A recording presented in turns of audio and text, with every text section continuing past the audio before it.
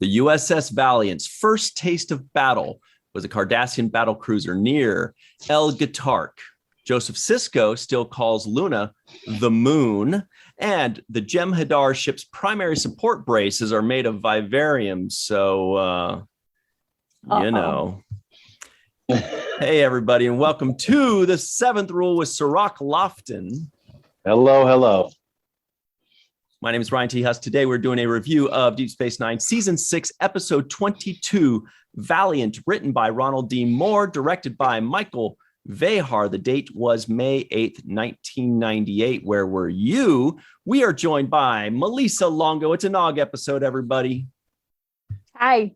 Even better than that. Yay. It is a Jake and Nog episode, you guys. We've done it. Yeah, we were due for a Jake and Nog episode. Mm-hmm. And I think this was a really good one. Oh, yes. So we're going to talk all about it. Malissa Longo has her Walking Art Made by Melissa.com shirt on. It's a Captain Picard shirt that says, "Make it so." And you can get yours at walkingartmadeby Melissa.com. In the description box below, there is the link. Cirroc has his Abyssinian kiosk mug that I spied a second ago. Oh yeah, I have my mug. I have my Star Trek shirt on. Very nice. Yeah, we're in the game.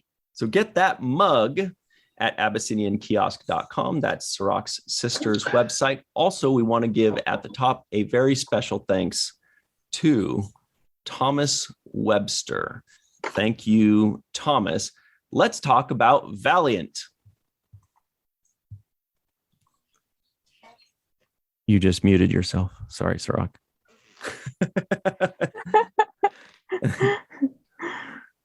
Oh, you're still on mute.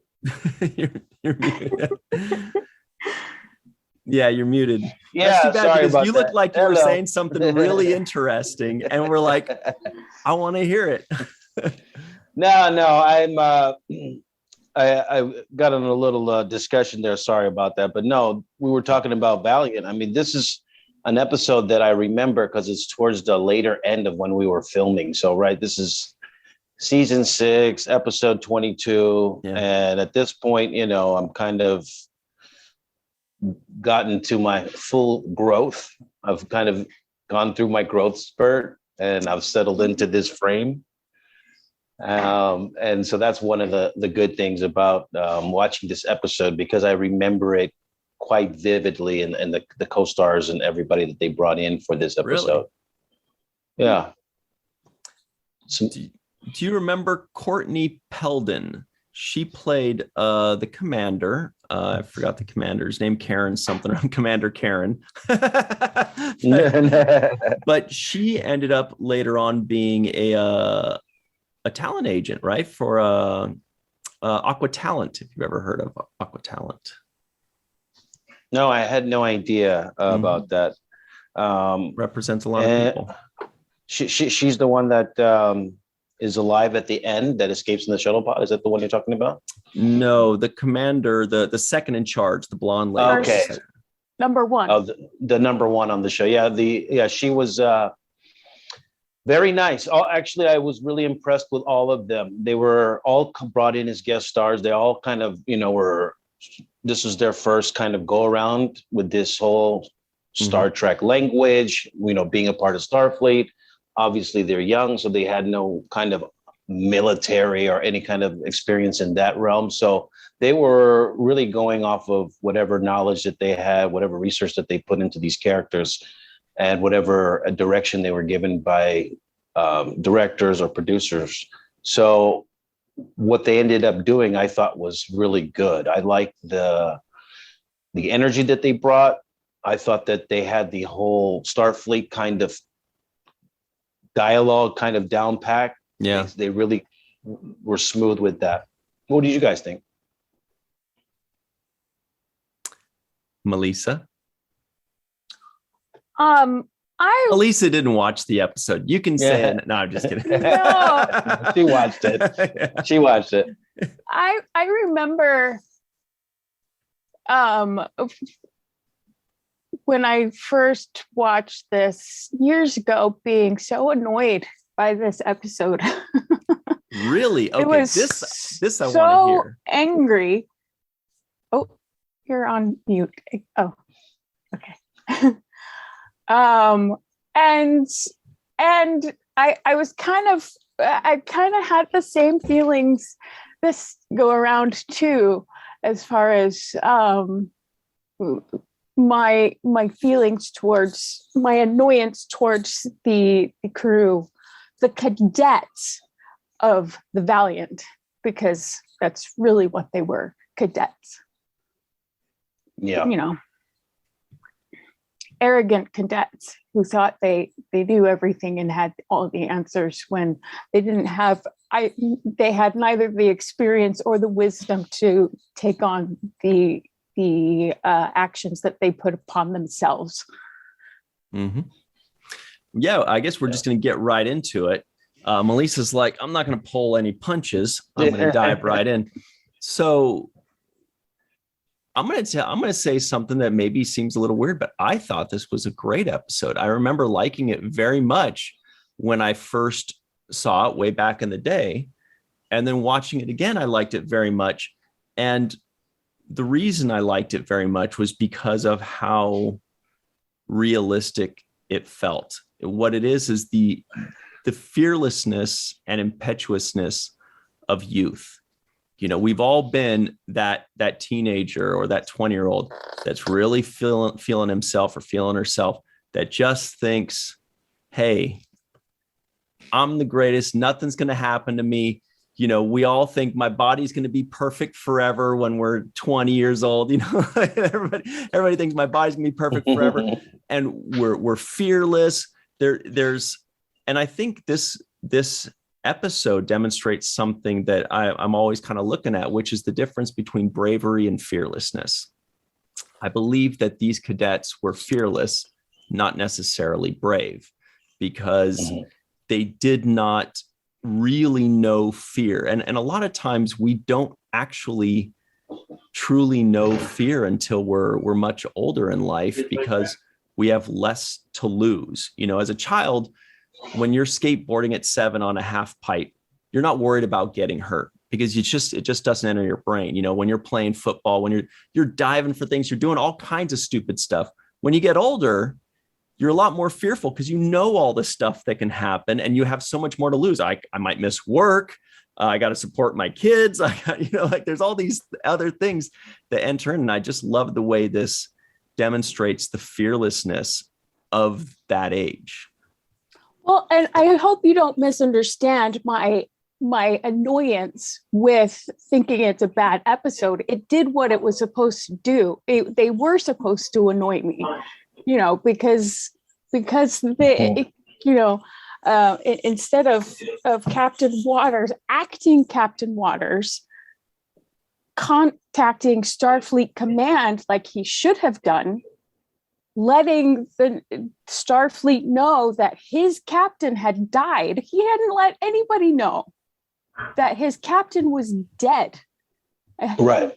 Did this guy have a family that may have needed to know that you know, all the commanding officers Totally. were dead? You know, Ramirez probably put Waters as acting captain, so in the hopes that he would do the right thing and take the ship back to Starfleet and receive his actual orders. Right. And that was a point I wanted to bring up just real quick, was towards the end, it did bring up that question for me personally. It sounds like for you as well. I was wondering, did that captain who walked them through repairs for 24 hours, who had his wits about him and said, do this and do this while he had all this internal bleeding, but then when he turns over control of the ship to this cadet, did he forget or neglect to give him what his orders were? Did he say, you're captain now?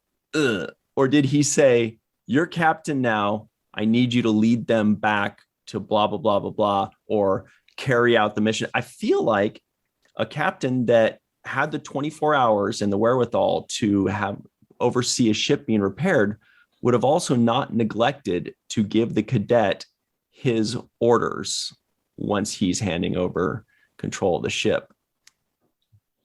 Well, yeah, and knowing that these are cadets on a navigational assignment, that's what the way it started. Is they just happened to be in Dominion space when the war broke out.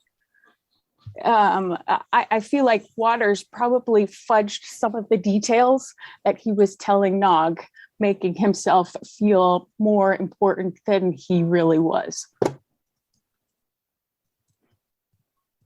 Yeah, I kind of agree with the idea that you said you were upset about it and that they accomplished the goal of making you upset, because I do think that was part of the goal. You know, Captain Waters was like overconfident and a little arrogant, and too much so, and even kind of a self-prescribed, authority to some degree or another, right? Because that wasn't the only thing he self-prescribed, apparently. He was Right. pill popping too. Yeah. Right. And so those were the big issues in the story that I think Nog brought up a line in the episode where he's like, the Starfleet knows about this, right? And he's like, no, they don't know about that. We're, and it's like, well, why wouldn't Starfleet should have been notified that Captain Ramirez is dead and that this and all this stuff transpired, and that they're continuing the mission and they're going forward with whatever their objectives are. So once I heard that, I was like, okay, you guys are not Section 31, so you don't get to operate with that kind of impunity. You are cadets. Yeah. Right? Exactly. So, get your ass home. Get home. I feel like somebody needs to give him a spanking. Like, get your ass home. The lights just came on outside. Yeah, the street lights are on. Get your ass home. That's basically what I felt. And also, to my understanding, and maybe you guys can correct me if I'm wrong, but I thought that if you are an ensign on this Defiant /DS9, you are essentially outranking a cadet. I don't care if he's a captain cadet. Yep. Right? Yes. You've graduated already. You've already been enlisted. You're no longer in the ROTC program. You're in the military now. So, but I don't think Nog is. I believe he's an acting ensign still. No, at this point. No, he's been commissioned already. Yeah, that's why he's got the regular uniform on. Yeah, but I think it's a field commission because he didn't go through 4 years. To my knowledge, I could be wrong. My understanding is that he got promoted. According to Chief O'Brien, everyone who on Deep Space Nine thought he had earned the right to be promoted to ensign. Mm-hmm. And so if he is fully an ensign and not just an acting ensign or a field commission of ensign, then he would, outrank every single one of those people on the ship. Right, which was my problem with the idea that he would be enticed by getting this quote unquote title of chief engineer, which is not really weighted heavier than the title he already has on DS9. So that to me is where I have a problem with the story. It's not enough of an incentive for me to see Nog losing his perspective and his thought, his rational thinking, and being caught up in this whirlwind of, I've been promoted. It's like I don't see that being the motivation necessarily behind what Nog would be trying to accomplish. I think maybe more so that he has this specific set of knowledge that he's able to offer them, that he is the go-to guy that everybody has to look up to. I think that would be more of an entice for him, something more, incentivize him to kind of participate because he has all the answers and everybody's looking to him because he has more experience and knowledge. That to me is the thing that would get him on the hook more so than, hey, look, I'm chief engineer. It's the cool kids. That's the he whole had syndrome been there. dreaming about being a part of Red Squad since And he mentioned being bullied. He mentioned also being bullied in Starfleet to some degree when he got there. So this was, like you say, Ryan, like an acceptance, like the cool kids, kind of being in that crowd. And maybe that, again, I think they could have even played on that a little bit more. Maybe Jake and Nog have a conversation like, when I was at the academy, this same group, they told me, I wasn't good enough, and now they need me. And now they think I'm the best, and I proved myself to them. This is my moment. Yeah. That would have been a great line to insert in this, a conversation between Jake and Nog. So at least Jake understands, okay, I get what's going on. This is his cool time moment. This is his step up to the plate moment. As opposed to like, look, I'm in charge. I'm so special. I think it would have been more about those kind of underlying things. One, I know more than you guys. I'm clearly smarter than you. I studied better. And even though I wasn't accepted into this elite group, I have that level or more of knowledge because I obviously, you guys don't know the answers. Mm-hmm. So playing on that a little bit more would have been good for me, but I understand where they were trying to go with it though, as well. Mm-hmm. There was a lot to cram in. And I did like seeing Nog struggle between knowing that what Captain Waters is telling him isn't right. What he's doing isn't right. And then wanting to, prove that he's just as good as Red Squad,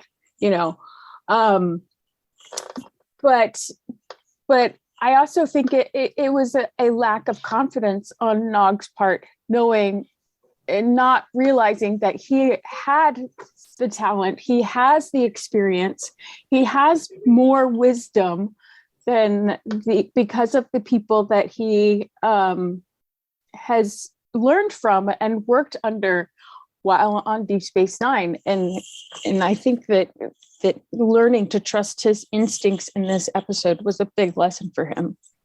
Yeah. I'd like to, something just kind of hit me, and it's about Jake. Jake is definitely like the conscience of this episode, right? Mm-hmm. He's not caught up in the whole, situation with Federation and Red Squad and the Dominion and all that kind of stuff. He's like the yin to Nog's yang. He's the conscience of the episode where he knows, hey, this is wrong, or he's got the correct perspective because he's not caught up in all of this, right? So what I found what was interesting was Jake being kind of the conscience of the episode, and especially to Nog, because he's the outsider, right? He's not caught up in honor and duty and Red Squad and missions and all that. He's just a regular dude that's like, I don't know about all this shit, but we should go home. And my dad's pretty good, and he would probably go home right now. But what I realized was his role in this episode was very much, to me, like the character Lily on Star Trek First Contact, the movie First Contact. And just in a nutshell, we've got Captain Picard, who is trying to save the ship, and he's trying to battle the Borg, and he's got this civilian, Lily. And she's like, hey, man, what are you going to do now? And he's like, well, we're going to keep fighting the Borg. And she's like, all your officers think it's better for you to evacuate. So why don't you do that? And he's like, oh, you wouldn't understand. And she's basically like, I understand that if you have a chance to get out of here, you should get the out of here. Mm-hmm. And then they have like this argument where she's like, Jean-Luc, blow up the damn ship, and she's like yelling, and he's like, no, and he destroys him. But she's got that perspective of like, I don't know about all this Starfleet stuff, but this is obviously the right answer. I'm not beholden to all these other rules. I'm just looking at it from a regular human, and this is what you should do.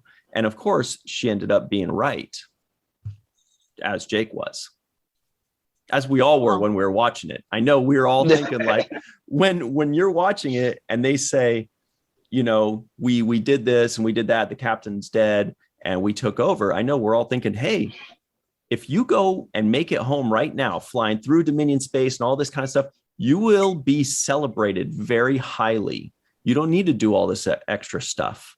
You've already proven your worth, like relax. Yeah, when they said they have to get 300 yards close to this huge ship that was like 100 times their size, it did sound like a suicide mission. And I think, that was another thing that I had slight problems with was I didn't really necessarily like Jake saying, hey, if my dad can't do it, then it can't be done. I think that's not the best way to convince somebody if you are trying to argue a case. Right. That's almost a dare. That's all. Well, especially with somebody as big of an ego as Waters has. Right. Who I thought was cast beautifully. That guy was a perfect, you could just see he's the perfect blend of, he thinks he's saving the world. He thinks he's got, but from the outside point of view, we're just like, dude, snap out of it. You're just a 23-year-old guy that's in over his head, but doesn't realize it yet. Or doesn't want to admit it to himself because, he's Red Squad and he could do anything, It was like a cult. It was like a cult. It was, and like they a all cult. drank the Kool-Aid, And once again, I think if Jake's going to make a convincing, compelling argument in that moment to the kind of character that he knows he's dealing with in this moment, you're dealing with a kind of an egomaniacal person who's very self-centered. You have to cleverly play with the language of it so that it doesn't appear like a challenge. Like, I dare you to do it almost. It's a great point. It has to appeal to his own arrogance. So you have to put it in a phrase it in a way that he is actually doing the smart and right and valiant thing by choosing this option. And so that he will be uplifted even more. You placate towards his ego in that moment and not try to trump his ego and challenge it with saying, hey, if my dad can't do it, it can't be done.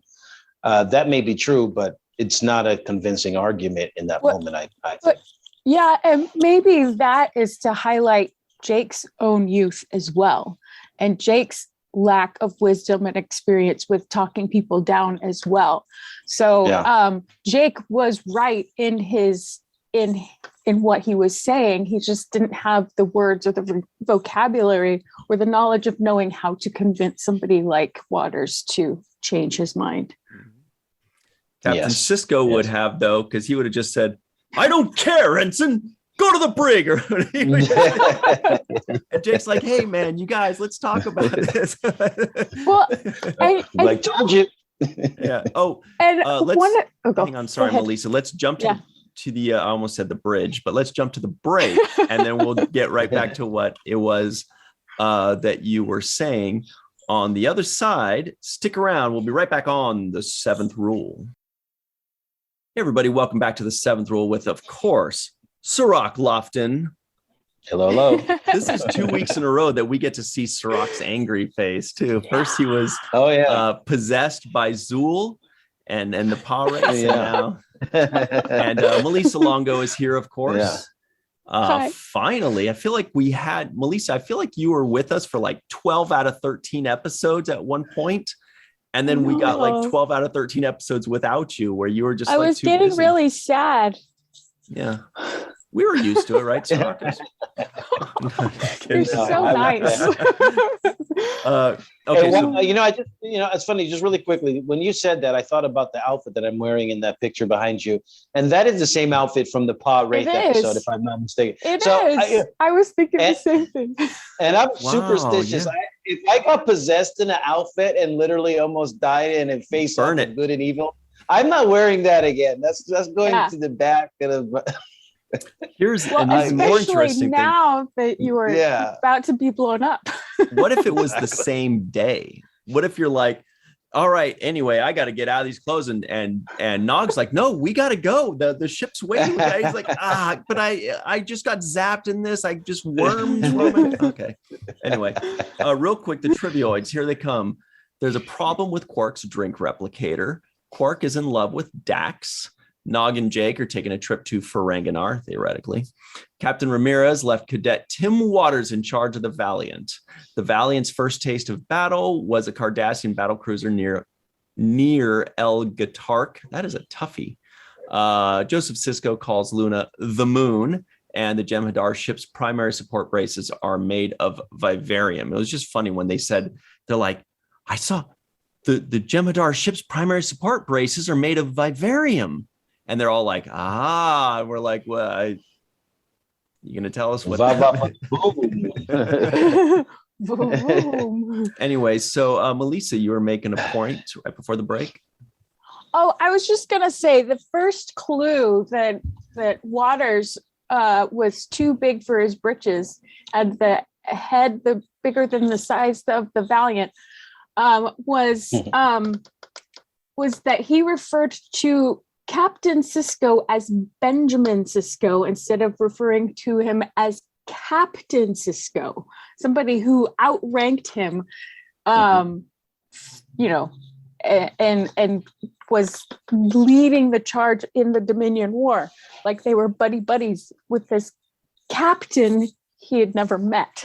And I was like, that's a little too familiar for your position.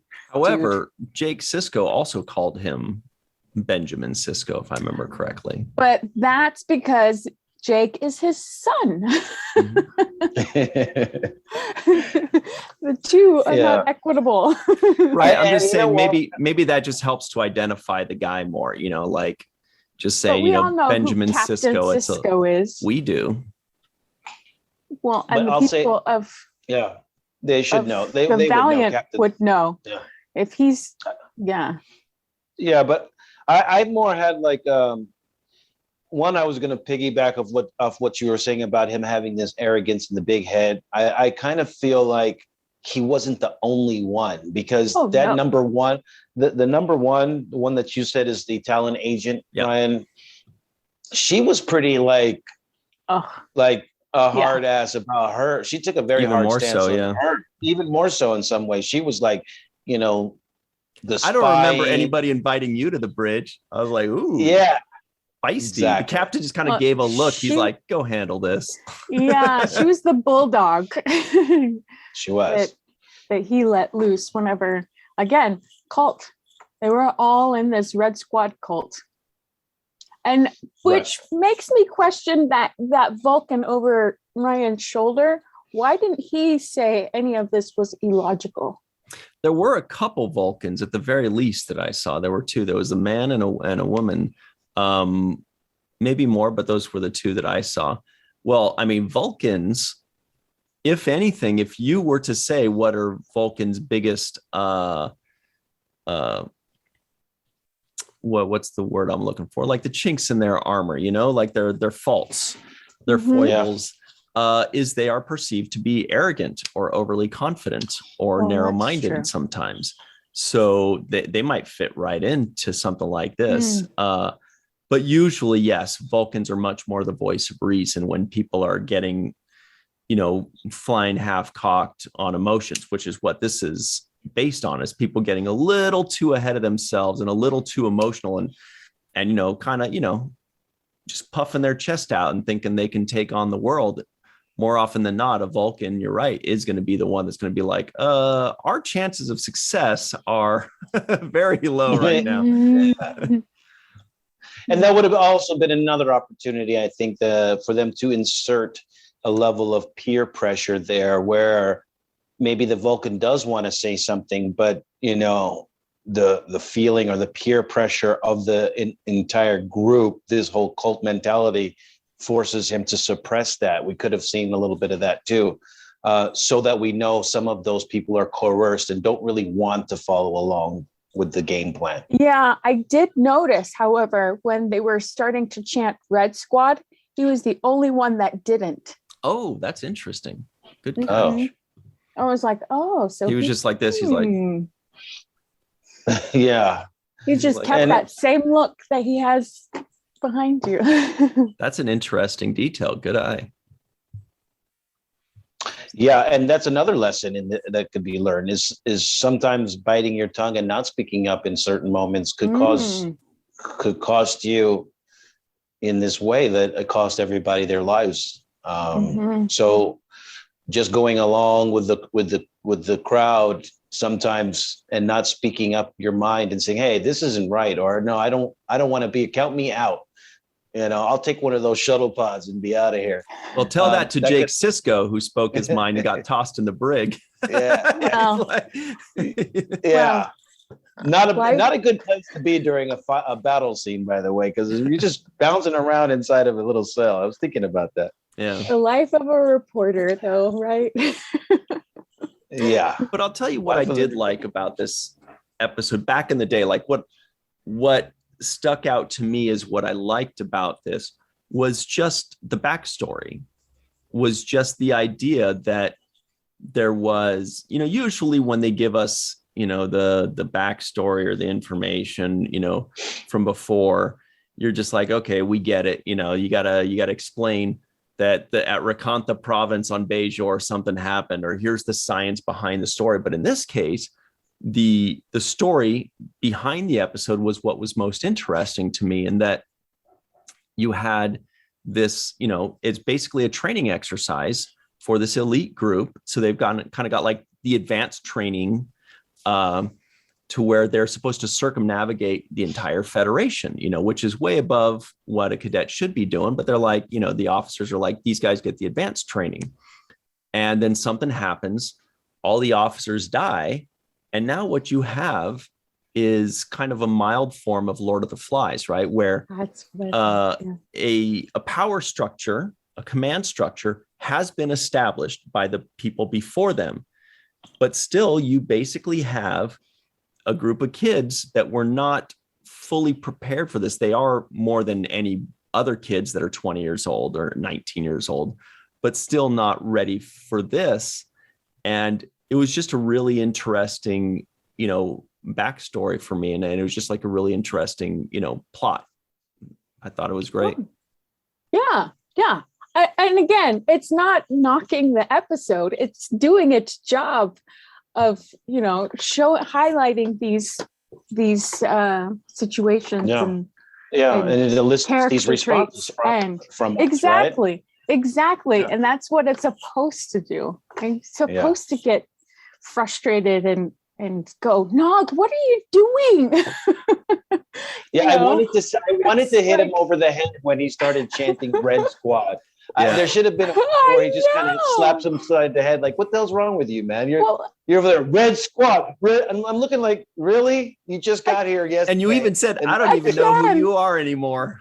Well, and then again, that shows, it illustrates his lack of confidence, because just moments before, he's questioning this mission that Waters is proposing. He's like, this isn't a good idea. He's questioning it, which he should have questioned, but then he starts questioning himself and wondering if he's betraying the uniform by questioning the captain, but he's not. The captain's betraying his crew by asking them to go on a suicide mission. I wanted to hit Nog upside the head. There was a moment where I wanted to just slap some reality into him and say, wake up, man. We were headed to Ferenginar, and now all of a sudden we got a mission that we don't know how long we're going to be on. You didn't send word back to Defiant. You didn't call my dad and say, hey, we just got beamed on board a whole other ship. We're over here. We're going to be doing this for 2 weeks. It's very irresponsible. Great. And if my kid does that, I'd be pissed if my kid just went from going to this plan to now having a whole nother plan, and I didn't get informed on it or filled in on it. That would be upsetting to me. And for Nog too, Nog has to tell his dad and his family what he's doing. Why would he just go off and not tell his father, or alert his family about change of plans. I'm not going to come back from Ferenginar. I'm going to be gone on this Valiant mission for the next week. I don't know how long it's going to be. I'll let you know. There's some kind of responsibility from both of them. I thought, I mean, Jake had a little bit, but it should have been even more so. Like he should have slapped the hell out of Nog and said, wake up, bro, let's get back to the station. Or Captain Waters, send word for my dad and tell him I'm here. And you see what he says when you get on the phone. Oh, with he him. Wouldn't do it. He'd be like, he'll know when we get back. But yeah, that's true. Mhm. Jake could have done something to the point of, hey, send word to my dad. And if he says no, say, I just want to let you know, I respect your authority, dude, bro. However, if you don't tell my dad and contact my dad right now when I'm asking you to, I can guarantee you he will be very upset with you when you return. And not on a just on a personal level for hijacking his son. But in what you're doing, I can guarantee you there will be hell to pay when you return. By the way, he's the emissary. Captain for real. Yeah. Well, you will never be a captain. And then and Jake could have used that as a bargaining chip with Nog because Nog respects Benjamin so much and looks up to him so much. Yep. He could tell Nog, hey, you're doing a great job impressing my dad. This is not the way, dude. Right. I can guarantee you he will not be on board with your decision making right now. However, if you send an encrypted code message right back to him right now, I bet you he'll be so proud. He might even promote you. He might promote, exactly. But there was also another issue there. I think you know, when friends or when you're in a relationship with somebody and you get into an argument and you say something that is actually really hurtful and you realize how hurtful it is and you kind of regret saying it because you're like, man, I shouldn't have said that because it was too hurtful. And gets up on stage and slaps you. Yeah, well, not that particular incident, but in general. Oh, and my gosh. One of the things that I found hurtful when Nog says to me or to Jake, you never put on this uniform. You don't know anything about sacrifice, honor, and duty. And to me, that's a hurtful statement, you know, just in general, because number one, you can know about sacrifice, honor, and duty without putting on a uniform, you know. Yeah. You can understand it, you can sympathize it, and you can sympathize with those who do put on a uniform and make those sacrifices and show that kind of honor and duty. But you don't necessarily have to put it on to understand it, to comprehend it, to know about what it's like, right? Because we all make sacrifices in life, especially in Jake's case, having lost his mother in a battle, in a warlike situation. That's like, how could you not know about sacrifice if that's the kind of loss that you've taken to maintain honor and duty, right? To your commitment to duty. So yeah, I think those kinds of things affect entire families. So when somebody's in the military, it's not just the person that's in the military that's enlisted. It's also their family, it's their spouse, it's their children, it's their mother and father. They're all enlisted together and they all understand that sacrifice, honor, and duty together. Right. You know, and to add to that, that's a really good point. And to add to that, that's why, to bring it down to the world of sports, you have, I mean, it's true. You have sports commentators all day long. You have ESPN, you have Sports Center, you have whatever, right? There's kind of this unwritten rule that the people that have played the sports and are commentating don't pull the old "you haven't laced them up" thing to discredit what the other person is saying, because what you have are sports analysts, you have experts. Some of them have played baseball before, some haven't. Some are, you know, pro golfers, some are failed pro golfers that never quite made it. But what they never say, what they really shouldn't say, and every once in a while it kind of sneaks out, but they can't try to invalidate somebody's point of view by saying, well, you've never laced them up, as in you've never, you know, tied on the, you know, unless you've laced them up, you don't understand. Well, this person's job is to analyze these things, and they, so anyway, what it is it's a qualifier, right? And what what Nog was doing right there was a qualifier, just kind of saying, oh, you've never, done this, so your opinion doesn't matter. And the fact that Jake has never put on a uniform means that his opinion should matter so much more, because he is in a unique perspective. Out of everybody there, he's the only one that can think like a civilian. And in this case, it might have been, a better perspective. So they really should have listened to his opinion, I think. Well, and then clearly. Yeah, I'm really going out on a limb there, aren't I? I think my last line was Dorian. He got everyone killed. Like what? Like you say he was a great captain. Like he did get everybody killed. So I don't great know lines by Nog at the end there, where he says, he might have, he was maybe he was a great man. He might have even been a hero, but he was a bad captain. And it's like, man, if that was shorter, that's a perfect title, for this thing, because it's true. It just makes you think, like, if this guy went through the ranks and ended up being a captain with that kind of mentality, he had a lot of great attributes and a lot of great qualities. But at the end of the day, he was a bad captain. He was a great speaker and motivator.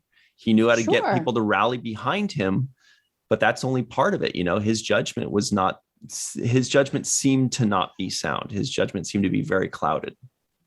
No, he had a wonderful way with words and convincing other people that his way was the right way. But again, he lacked the wisdom of knowing of realizing he doesn't have all of the answers.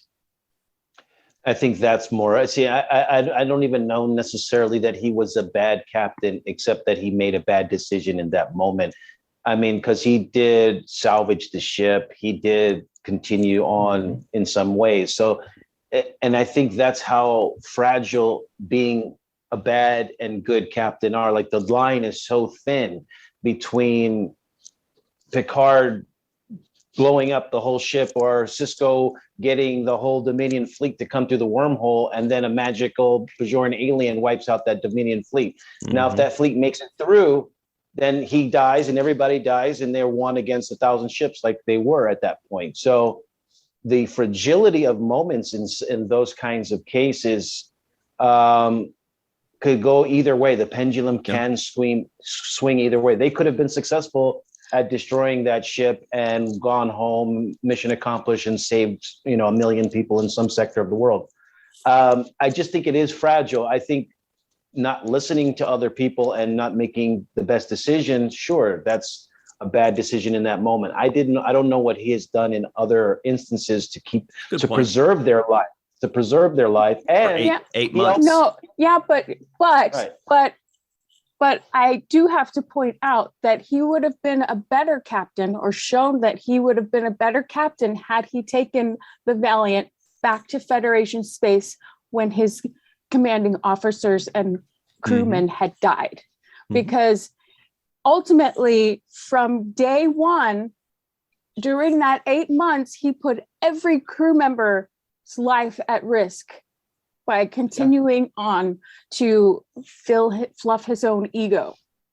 Right. And he also, in this instance, if he were a good captain, in my opinion, and his crew was on board with whatever he was doing, however it was, if they were on board and he was leading that ship, I would not invite two outsiders, who Jake and Nog are in this instance, right? They're essentially outsiders being assimilated into their crew.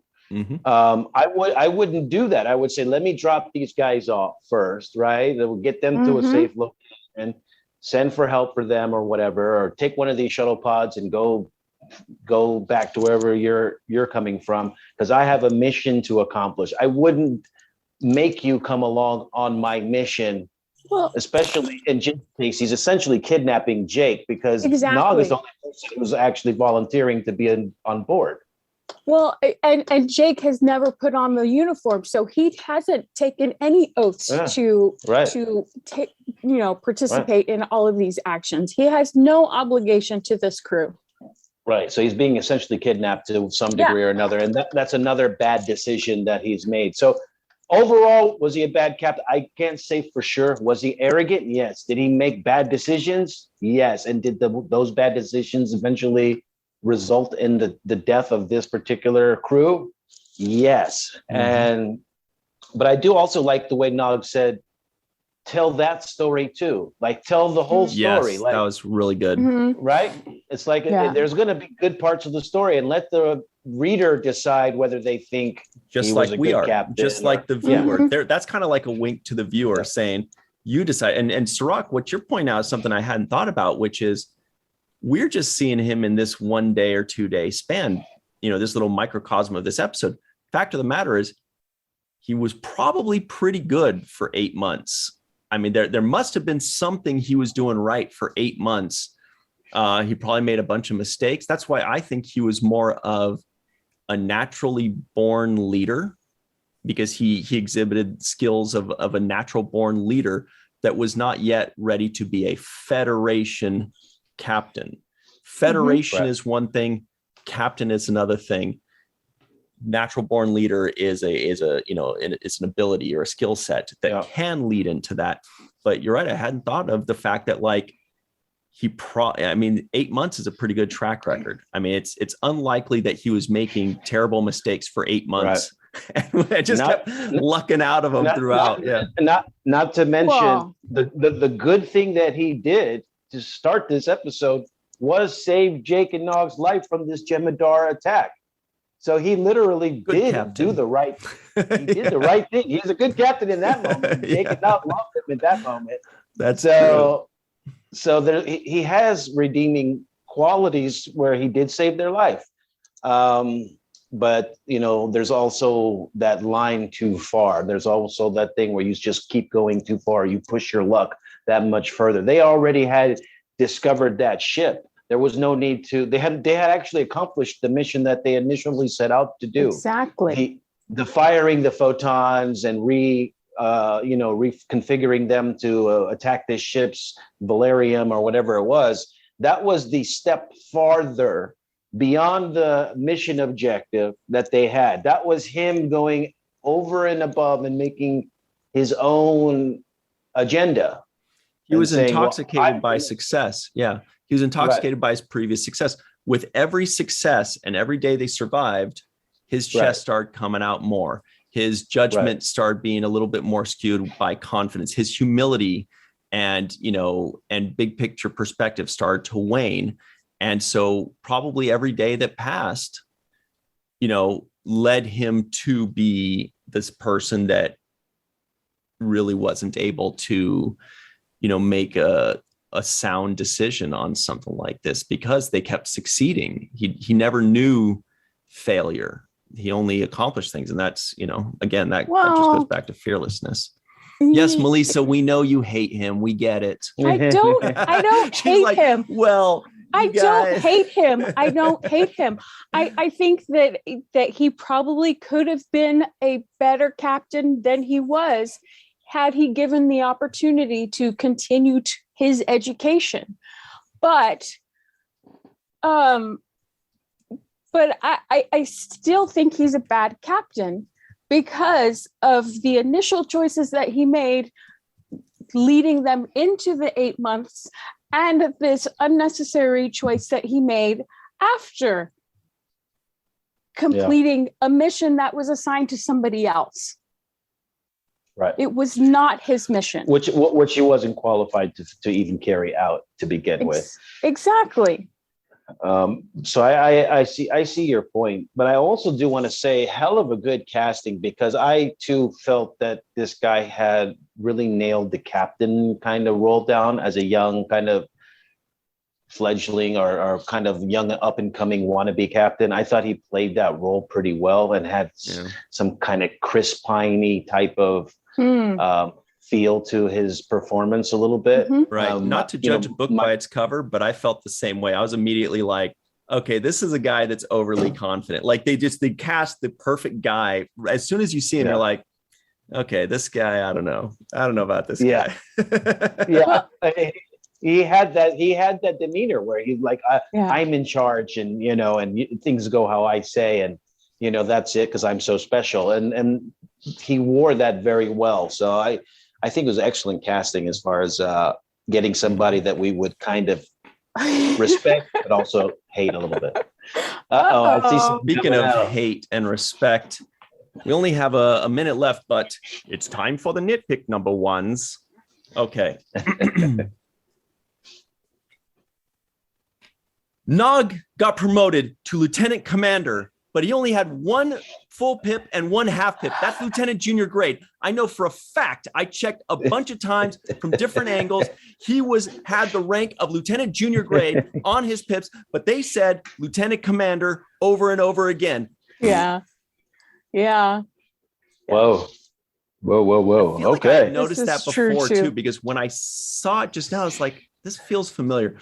Real quick, let's give a very special thanks to, Carmen, aka Skillet, TJ, Jackson-Bey out in Missouri, Bill, Victor, Arucan,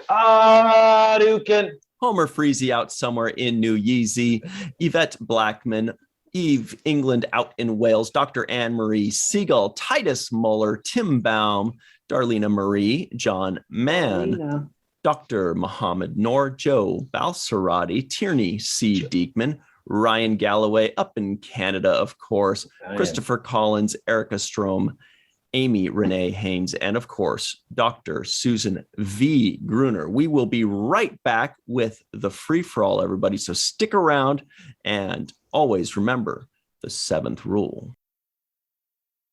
And welcome back to the 7th Rules Free-for-all with Cirroc Lofton, hello.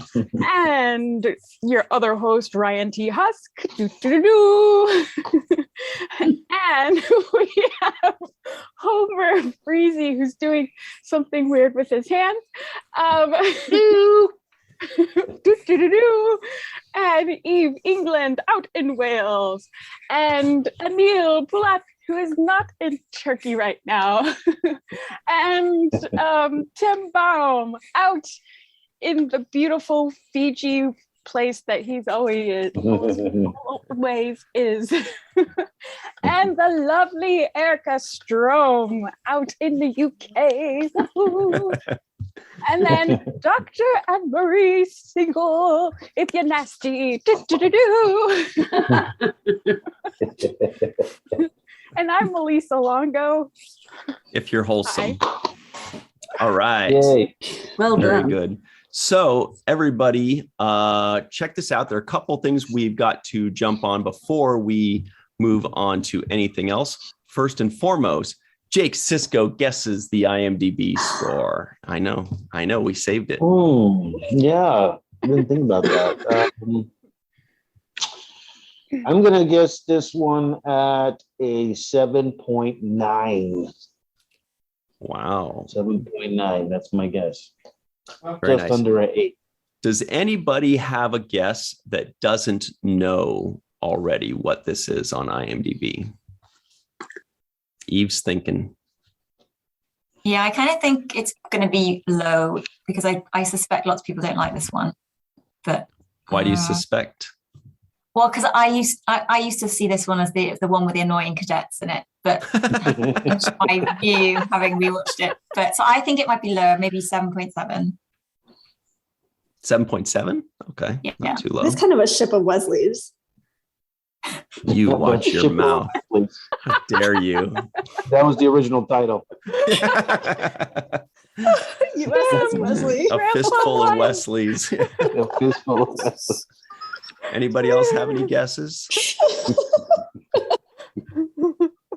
Did you say a fistful of Wesley? It's like a fistful of Datas. Wait, here's my question. Oh, wait, sorry. Oh, wait. Yeah. Okay, so the answer is, it sounds like nobody else has any guesses. The answer is actually pretty low. 7.2. 6.9. Wow. I attend this. It's because Malissa, Jake and Nog are so it's because great in Malissa voted 300 times. We heard about that. Oh my gosh. The other quick thing is the NAMs, the non-appearance mentions. Everybody at home, if somebody gets mentioned but isn't actually credited with an appearance, we like to, give them a little shout out. There were That's one of my favorite people. There were 2 non-appearance mentions. Do you know what they are? Grand Nigga Zach. Chief O'Brien, too. Yeah, definitely Chief O'Brien. Oh, yes, there are 3. That's right. Grand there are 3. Negazek? I didn't even catch that one. Yeah. Yep. That's why. He wants Oh, to yeah. That's the reason for Beginning. the season. Yeah. Yeah. Well, then there are more than Grand 2. Negus. Yeah, There are I 3. promised the Federation News Service an interview with the Negus. That was- Right. Yes. You are correct. then- Very good. And then for your sticklers out there like me, he actually did say Zek a little bit later. Mm-hmm. He did. hmm Very good. Also, So I accept it. Now, Chief Oh. O'Brien is credited every episode, but that's true. Yeah, he was not Yeah. in this Joseph episode. Sisko at was all. also mentioned. Mm. He said, my grandfather And- usually calls them lunar schooners. That's what he said. Yep. Right. yes. So Yes. Also, at the beginning, Rom. You guys got them all. Very So good. how many is that? That's a That's lot. 4. That's 4. Nice. Zek, I just missed. Yeah. I didn't even think of Chief O'Brien. Oh, Who's the anytime I hear Grand Nigga. That's 5, right? 4. fifth? Rom, Because Zach was Sis- twice. Rom, Joseph, Zek, and O'Brien. Who's the 5th? And Rom. Rom was You first. said that. Oh, the you started first. Rom. Uh-huh. We said wrong, yeah. He just really likes Max. Yeah. Yeah. Let's count him twice. Oh my gosh. Okay, Make so up for Melissa's bad scoring on IMDb. yeah, I can't Score believe it. you brought the average Dad. down that much. I I know. haven't It's even ruthless. scored it. Yes. So Anne-Marie, you said you had a question?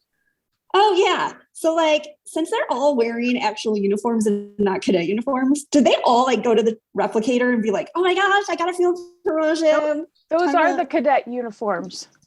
Then how come Nog wears a different cadet uniform? Red. They're like red, gold, blue. But those Wait, are but cadet that looks like uniforms. black and not gray. Oh, maybe So I I just think have a Nog shitty. was washed it weird. commissioned. Nog And was they're Yeah, but, still like, at- he's the only and one. they're who still at has Starfleet. offered I guess his they all looked like. uniform.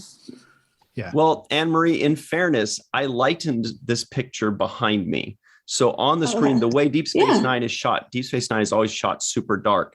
So you're right that this uniform looked much darker on screen. I actually And I lightened didn't it. see cargo pants or cargo pockets. Yeah, they're in Bermuda shorts. Hmm. They're on Zoom. Interesting. But oh my gosh, Jake Sisko's so good in this episode. I love it. I love those scenes so much. Tell us all about it, He's all Anne-Marie. right. Don't you think that like cafeteria scene where they're talking about the moon, it just is so like illustrative of what life must be like on those colonies, and you really feel like you're there and like wish you could go. It sounds beautiful, and you see how fragile emotions are and high emotions are running on the ship. And I can't imagine any other way to do it in such a quick time, like amount of time. It's just amazing. And I just love seeing Jake like with his own stuff going on in life, and with like his new job. It's just wonderful. And he's so wise. You see so much growth. You're a little choppy, Anne-Marie. We're going to have to come back to you to get Really? more of that. Yeah. little You bit, could only yeah. tell the actor that played Jake Sisko how you feel. I know. No, I heard what you said. Thank you. Only. Anne-Marie. That was, I mean, So good. there were good moments. There were some that were not so good that I was a little critical of. I thought I was too braggadocious about my dad and his title. Like when he says, you're Benjamin Sisko's son. I was like, it kind of was like, yeah, That's right. I felt like it was so. But that's Sometimes you meet kids who are like kids of famous people, and that's like, for example, Ivanka Trump went to Penn with me, and like if you met her, she'd like kind of say the same thing as if we didn't know who her dad was. And that kind of thing. Oh, I feel like you handled that so gracefully.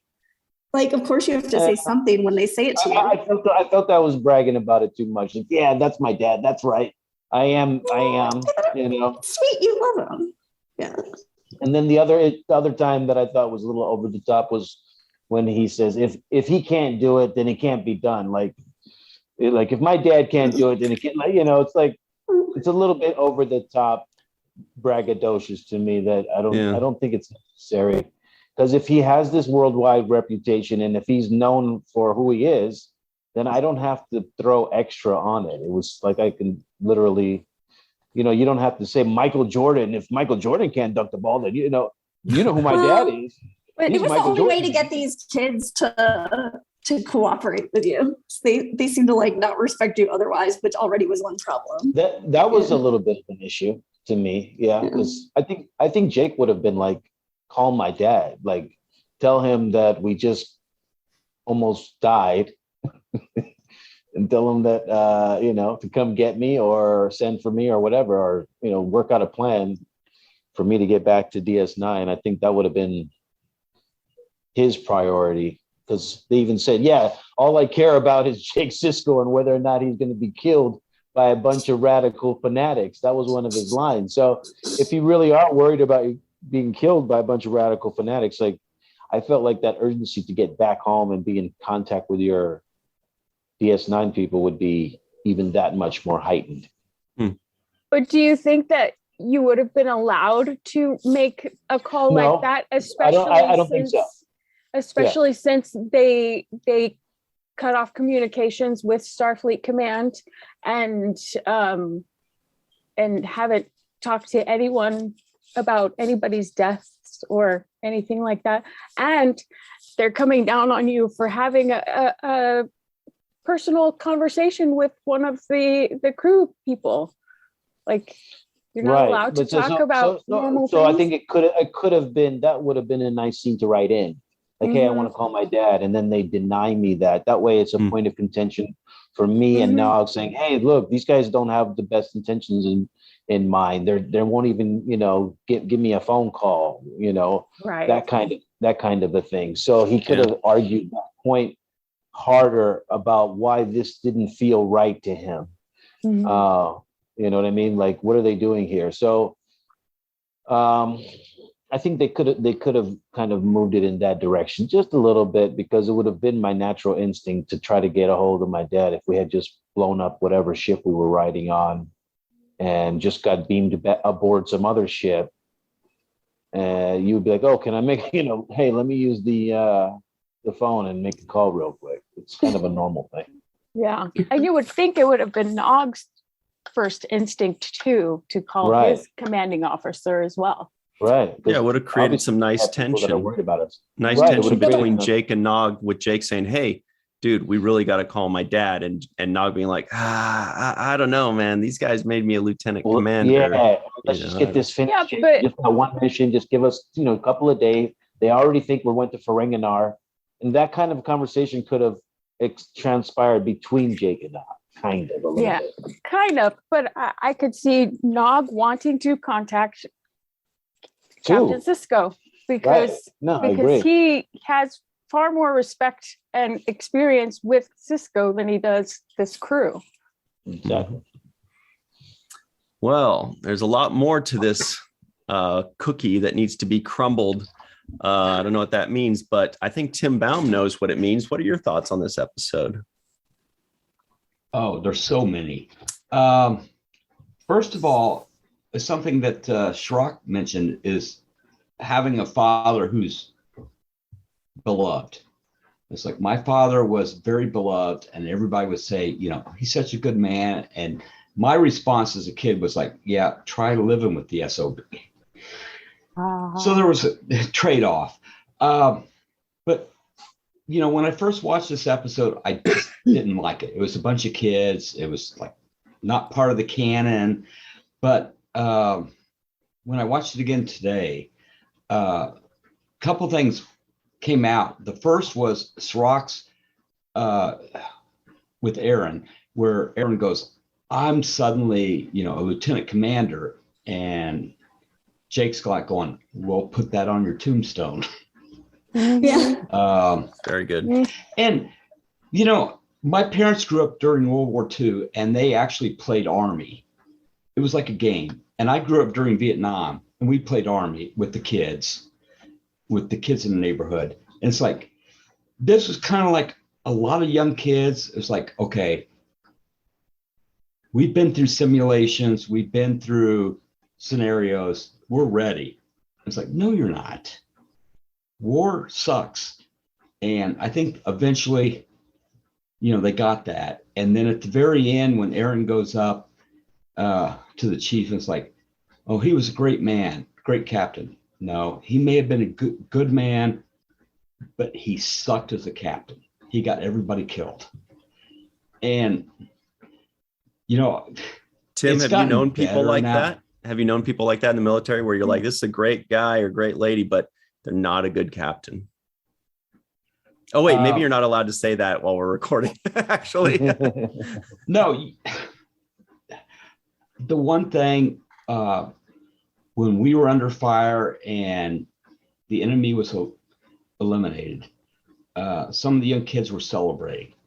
And I pretty much took one of them out with the butt of my rifle.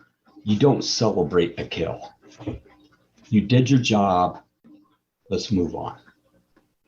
But to cheer and shout, no, that's not what this is about. That's why I drink a lot. Anyway, but no, the final scene was actually one of the best parts of it. You know, the kid he wanted to be a great captain, but he was on speed and he put everybody in unnecessary risk just because, oh, this is my mission. No, that's not your mission anymore. You need to get these kids home safe. And he didn't. Mhm. So, And he That's my 2 created cents. that Okay. mission at the end there. That was not even his mission. That was a mission that he said, hey, what do you say, guys? Let's do one more thing. Win one for the Gipper. and exactly. And the kids were like going like, okay, we'll do this, realizing that, okay, we're all going to die. And Yeah, a it's some stupid Lord of the mission. Flies shit.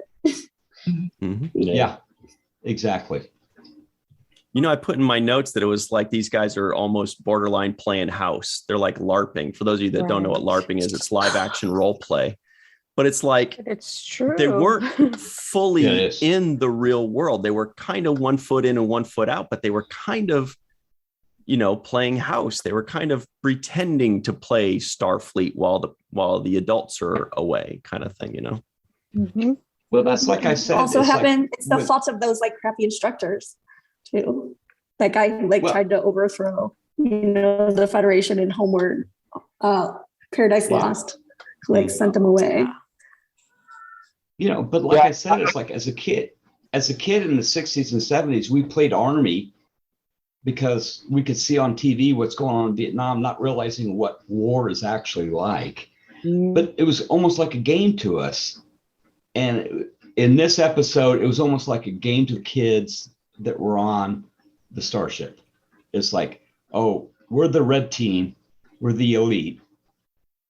We've lost everybody that's older than us. So we're going to carry on and, we're going to do small strikes. And then it's, You know, Tim, sorry, Anyway. I know I got a lot of questions for you, but you're our military guy here. I surmised, I was guessing that like when that captain that had the frame of mind for 24 hours to walk them through repairs and do all these things before he said, all right, kid, you're in charge now. Wouldn't he have then told the kid, and here is your mission? Would he just leave the kid in charge and say, okay, go do whatever? Or would he say, okay, you're in charge now, and this is your mission. You go home, or you do this, or these are your orders? I don't know if he'd say, these are your orders.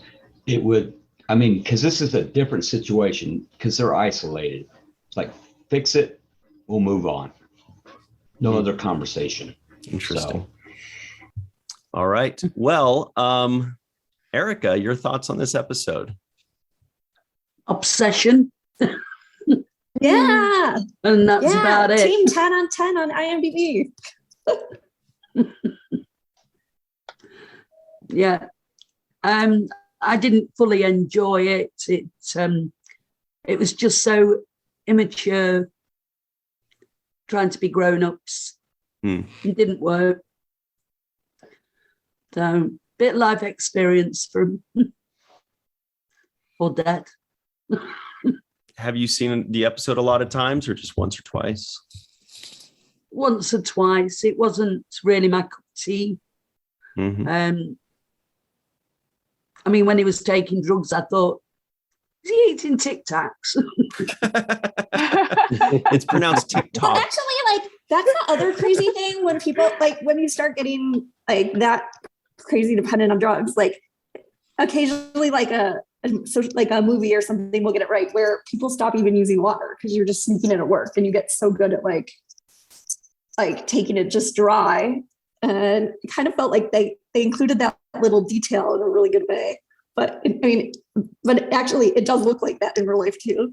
Like it looks like they start knocking them back like Tic Tacs, and just like that's already worrisome. I was going to say, I was a kid of the 60s, 70s as well. And, probably I had my few dab hands here and there at things. And, wrapping magic mushrooms up in loo roll and taking them. Terrible. But, I never ever had it where it looked like a little jar of mints. Yeah, well, Just that's weird. because magic mushrooms taste like hell. Oh, they do. I've heard. Allegedly. Yeah. Allegedly. On Wikipedia, it says that. Yeah. But Erica, what you were saying about obsession, I will agree with that. I think there was a high level of obsession. And what really demonstrated that for me, at one point, the whole crew was dead except for Nog and one other guy, right? Yeah. and the other guy's like, I can get more power. I can divert the shit. And like Nog looks like, no, it's over. We failed. Like hello, Obsession. like what more? What more do you need to like wake up? Like everybody's dead. It's just when we clearly are literally looking at we're outmatched, outgunned. It's not going to work. So wake up, snap out of it. And I felt like there was this kind of obsession that the crew had about trying to be the best, and we can. Yes, we can. We're smarter than everybody. We're the elite. We're the elite. We're the chosen. We're the chosen best. Red Squad, Yeah. Red Squad. That kind At their age, they're so impressionable. Yeah, which is why it was like a cult. Yeah, It very much. was a Starfleet cult. Yeah. Well, speaking of cults, Eve England, how? Just kidding. I'd be an Eve's cult any day. Did you? Oh, you're wearing a Defiant shirt. That's cool. And I got my Defiant earrings too. Very nice. What do you think of this episode? Yes, like I said, when I just remember it as being not a very good episode, but actually rewatching it today, got a bit more out of it this time. And I think, knowing where we end up with Nog and actually having had a few Jake episodes recently where you're sort of seeing his character develop. So I found it quite poignant. And I was thinking it was quite interesting because I was seeing parallels to the 2009 Star Trek, where you've got all these cadets who just get taken out of their normal environment and they're thrust into, being proper officers on a real ship. But obviously, the Valiant crew, their ending wasn't as good as the one of the Enterprise, with Captain Kirk being a much better captain, clearly. But I thought that was just a really interesting concept to show that. And actually, it was a really good way of showing the dangers, I suppose, of the cult-like obsession with, or how young people can end up being so confident, overly confident, how they can just be so misguided about what they can and can't do. And without that sort of level of supervision, how that can easily just end in tragedy. And it was just so sad watching that speech at the end where he's saying, you know, look around, this isn't going to happen again. So yeah, no shit, you're all going to be dead because this is just ridiculous. And you just think, and like I said, you sort of, I was getting quite frustrated watching it, thinking these guys are so irritating. But that's why when you think about war and how young people are when they fight these horrible wars, it was actually, I don't know, I just saw it from a different perspective, especially in the current climate with everything going on, that you think, you know, this could easily be quite real, and you could have teams of people who find themselves in this sort of situation. So yeah, so I got much more out of it than I was expecting when I sat down to watch it. And really did like the way that they had Nog and Jake's relationship to pull all of that out. So you had Jake there as the sort of thinking, what are you doing? This is ridiculous. But Nog really was, you know, Starfleet is his life. And this is, you know, his dream to be this officer.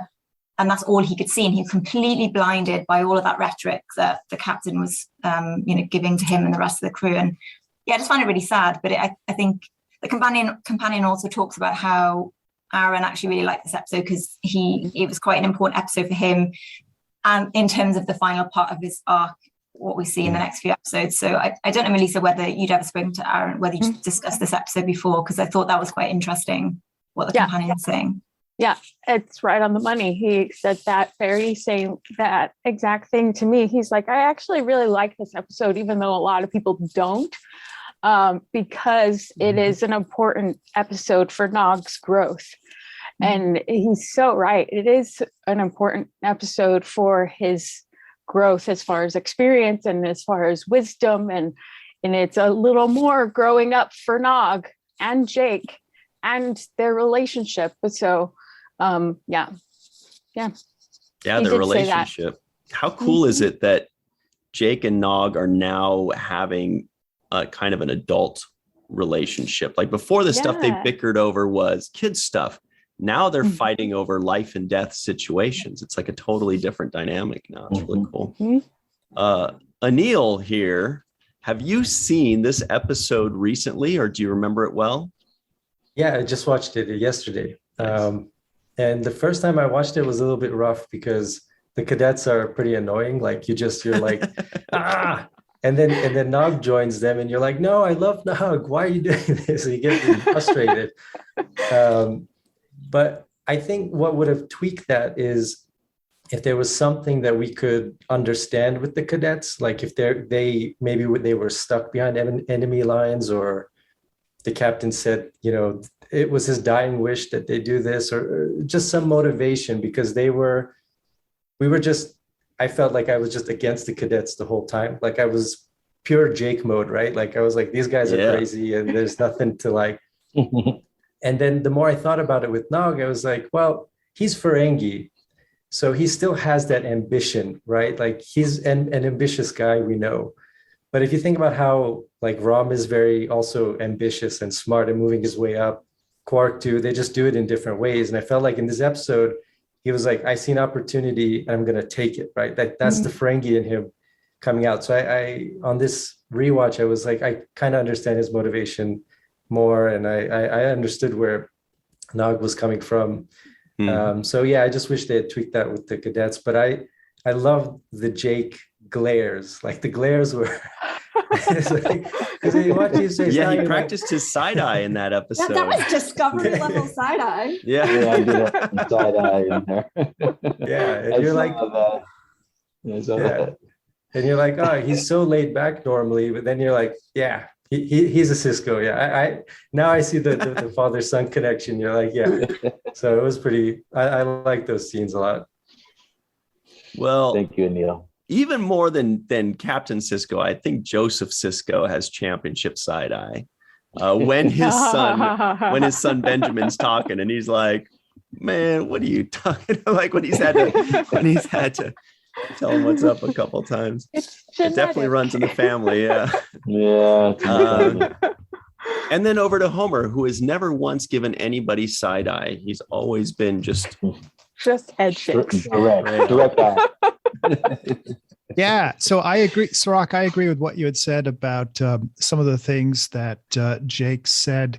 And I think that they could have done things a little bit differently as far as the scenes go. I would have loved to have not seen him like arrested at Phaser Point, but they actually tried to take him without a weapon, and then there would be some sort of a fight scene. And then he goes into the brig. Is this because you just did a class on stage? Yeah, he wants to see a tussle.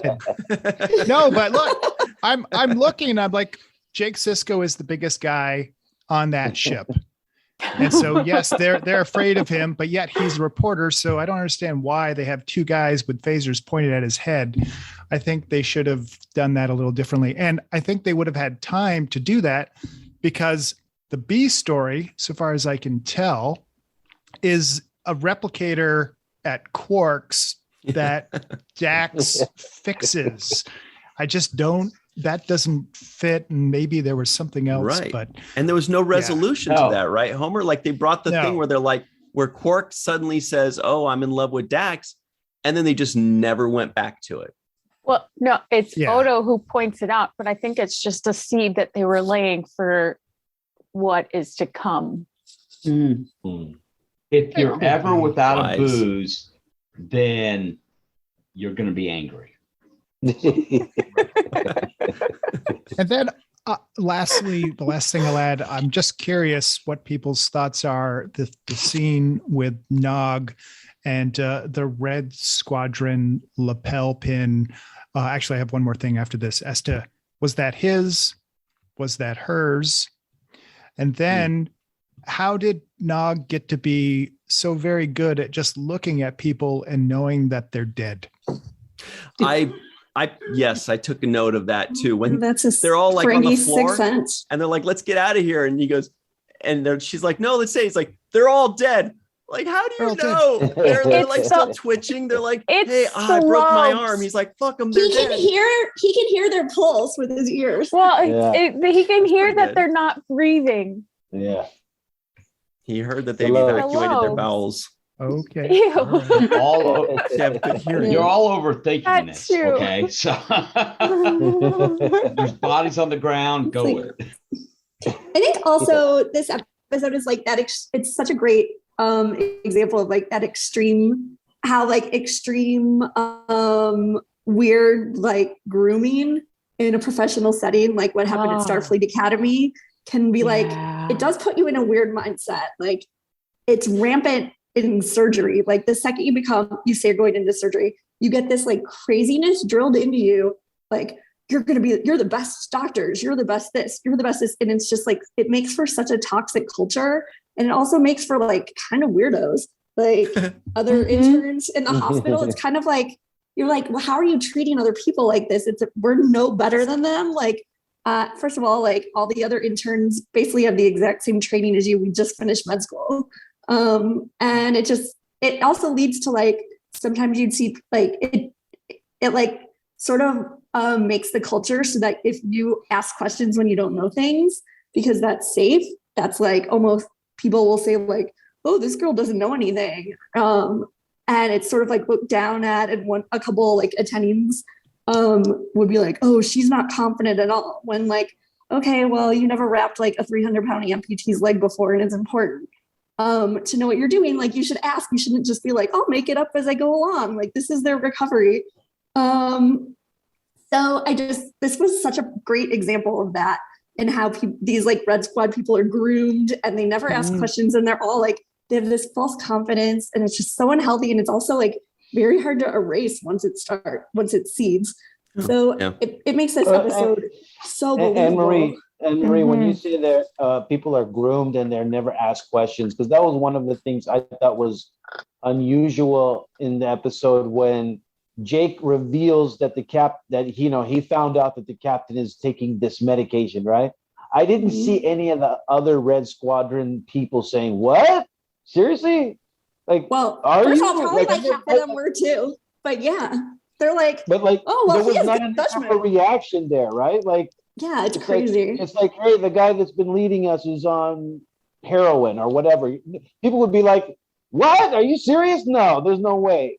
Yeah, and it's like an unhealthy response for like hierarchy where I don't know, it all is so unhealthy. Like everybody was just too tight-lipped about it, just like, oh yeah, so, and I'm like, it's super believable, but that's how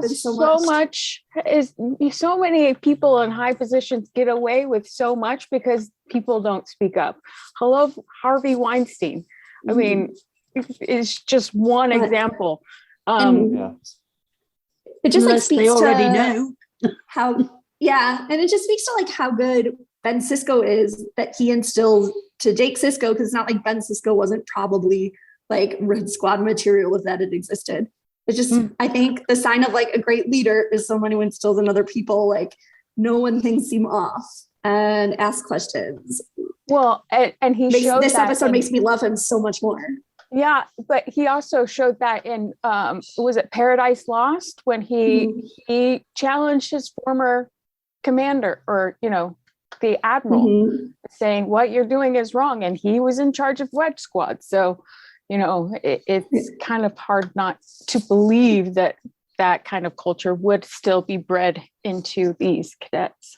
Yeah, plus like they already had such problems with Nova Squad in TNG. Like, stop having these special squads. Right. This was a definite parallel to Nova Squadron, I think it was. Yeah. That's about all the time we have, unless Cirroc has something to say. Yeah. Oh no, I was just gonna say at the end when they finally cut to the Defiant crew and you see Sisko and everybody, and they're like, Captain, we're picking up a life signs, a shuttle escape pod. The contrast of tone between the grown-ups and the kids was like night and day. You can see you can see Sisko like, no, we have to check that out. Set a course. It was very methodical. It was very like you could see the maturity there amongst the crew at that level versus these kids running around just like, hey, what do we do next? Hey, Valerium, Totally. Yeah, good point. Definite contrast there. Also want to point out very quickly, Homer's got a really cool shirt on. You can get that on our Teespring store. Check that in the link in the description box below. Those are the Ferengi Eyes shirt, and also a very cool little combat Lakers edition. Yeah. Lakers edition. All right. Lakers colors. And then for this episode, I went with the Lower Decks com badge. Very nice. Be careful. That thing might come to life. You never know. Yep. Very smart. All right. So we do have to run. Very special thanks, of course, to Homer, Anil, Eve, Erica, Tim, Anne-Marie, for Malissa, myself, Cirroc, and Red Squad's own Aaron Eisenberg. Thank you very much. And always remember the 7th rule.